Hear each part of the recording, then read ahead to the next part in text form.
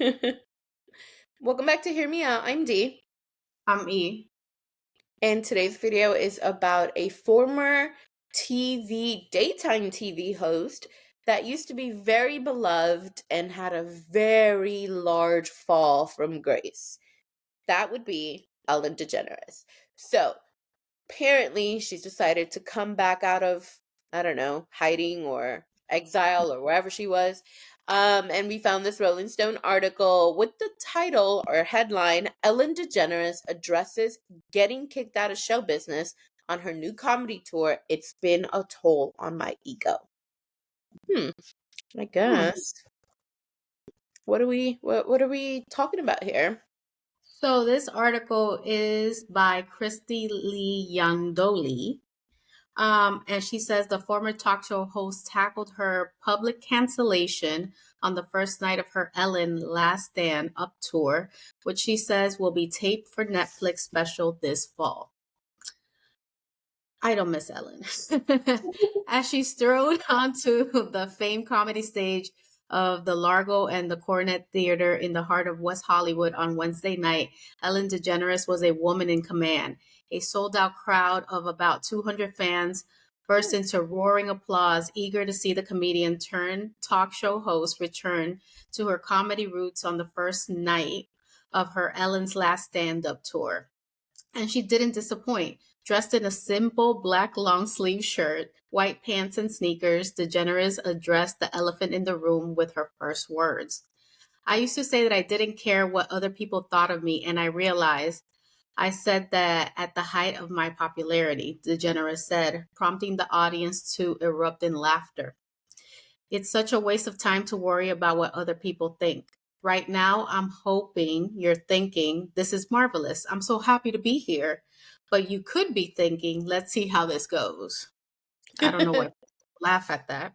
The last few years have been rough for DeGeneres. Her public image took a hit in 2020 following a series of reports by BuzzFeed News, full disclosure, authored by this reporter, in which employees at her long running Ellen DeGeneres shows alleged racism, sexual misconduct, and intimidation at the hands of executive producers.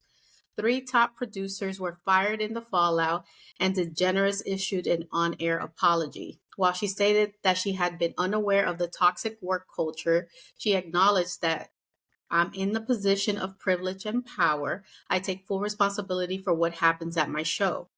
Still, the show and her popularity seemed to not recover. After 19 seasons, the Ellen DeGeneres show came to an end in May 2022. Since then, DeGeneres has laid low, save for a 2023 Discovery Channel documentary, Saving the Gorillas, Ellen's Next Adventure, and some routine social media activity. Ellen's last stand up tour, which so far will include more shows at the Largo through June before she heads to San Diego, then Washington State, Oregon, and the Bay Area, represents her first meaningful return to public life since the controversy. It will culminate, DeGeneres told the crowd on Wednesday, with a new Netflix special to be taped this fall. Netflix declined to comment on the news. A representative for DeGeneres did not respond to the request for comment. This article is pretty extensive, but I'll conclude by saying DeGeneres seemed to still be processing her experience of the scandal, both the parts that she could have control and the parts that she couldn't. She said her colleagues at the Emmy-winning talk show felt like family to her, and that she had fun playing pranks on them and scaring her guests with goofy pop-up effects on stage.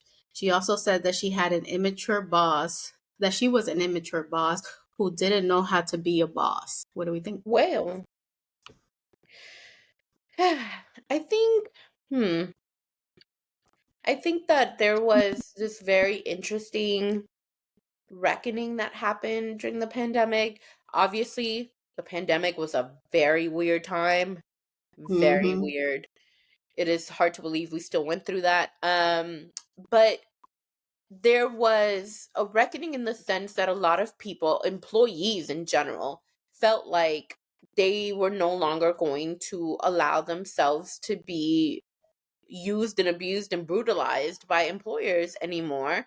And so when all this stuff came out about Ellen, I think a lot of us were shocked. I think a lot of us were very surprised because Ellen and her show had been such a beacon of light for so many people for so long.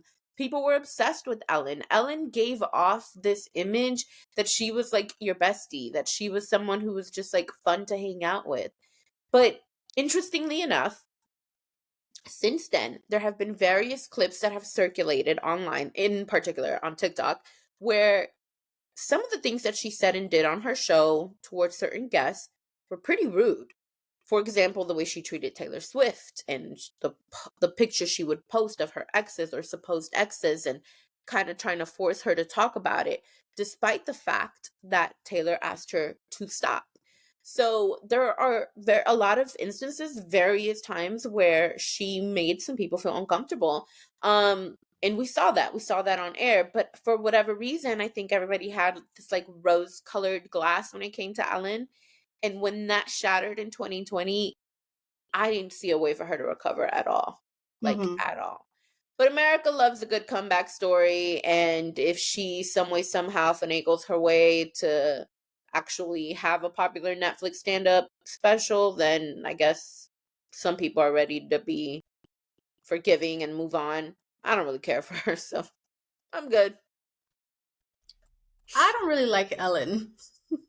I watched the show for Twitch, rest in peace, Yeah. or, just saw little clips on Instagram, depending on what celebrity it was.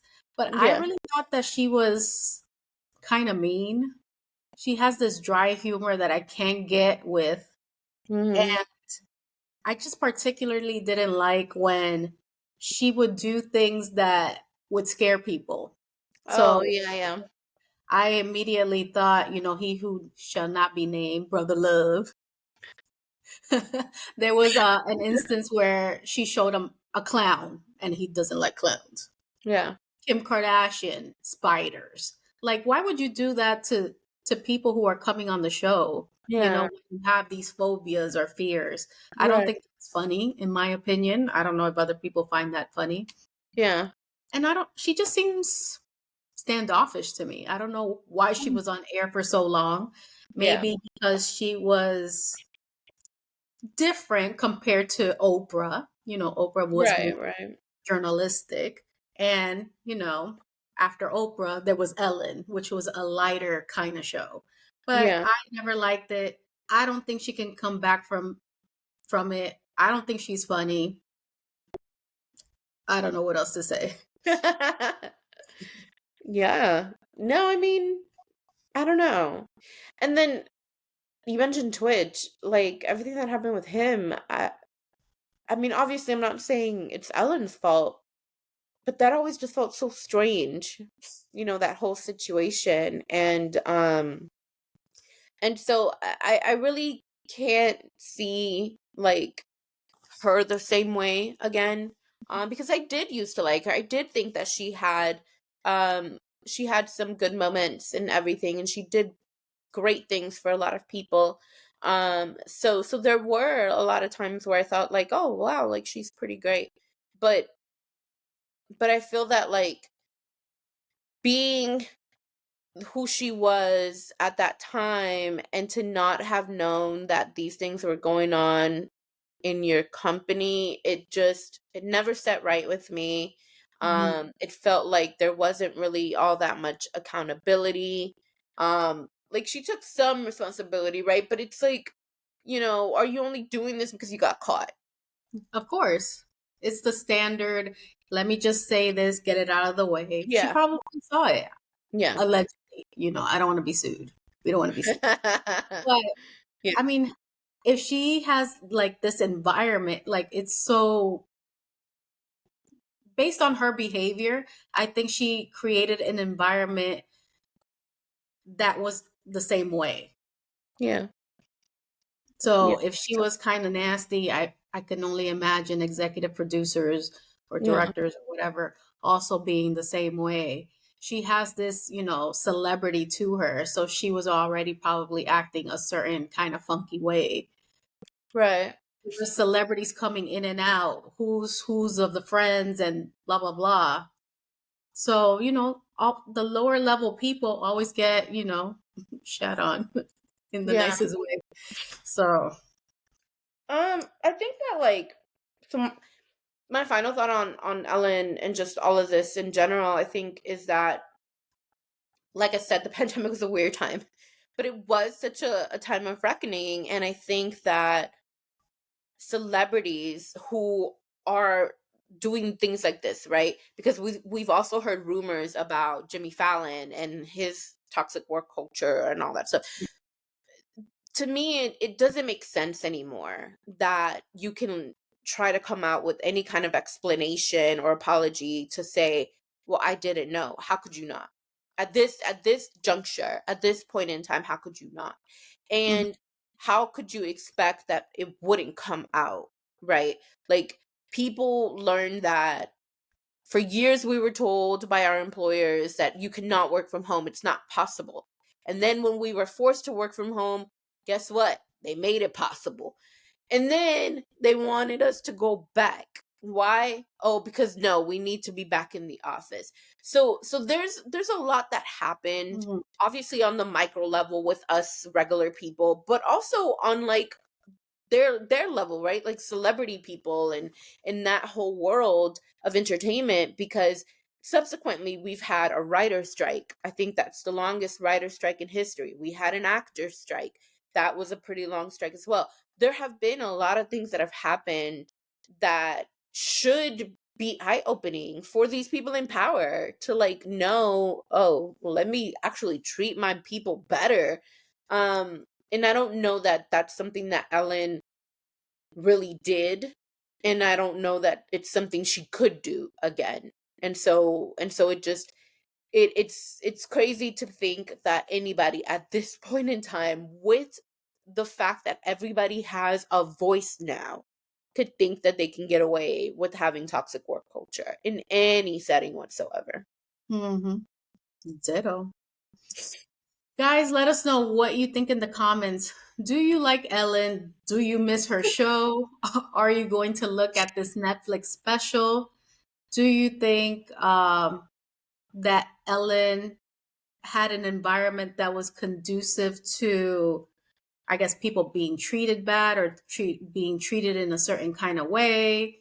What did you think about her apology? Was it just a here's an apology, let me be, or did she genuinely mean it? Are we being too harsh on her? Too on her? Let us know in the comments. Hmm. But that concludes today's video. If you haven't already done so, please subscribe, turn on the notification bell so you don't miss any of our videos. Also, please share our video. We're trying to grow our community so your friends could be our friends and we could all be friends. We also have social media, which Steve will tell you about. We are on TikTok and Instagram at Hear Me Out DNE. So make sure you guys like, follow, share, comment, and we can you guys can also listen to our videos in podcast format via YouTube Music and Spotify. All right, guys, we'll see you next time. Peace. Bye. Bye.